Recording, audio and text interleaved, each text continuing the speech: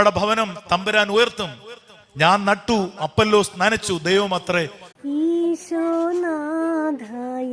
രാജാവായി വാണിടണേ, ആന്തരികാനന്ദം നീ എന്നിൽ ഏകുനാഥ. ചിന്തകളും ചെയ്തികളും നിർമ്മലമാക്കാൻ വാ, ദൈവഭയം എൻ മനസ്സിൽ നിത്യവുമേകാൻ വാ. മറ്റെവിടെ ഇന്നിനി ഞാൻ ആശ്രയം തേടിയിടും. ഈശോനാഥായൻ രാജാവായി ആത്മാവിൽ വാ, ആന്തരിക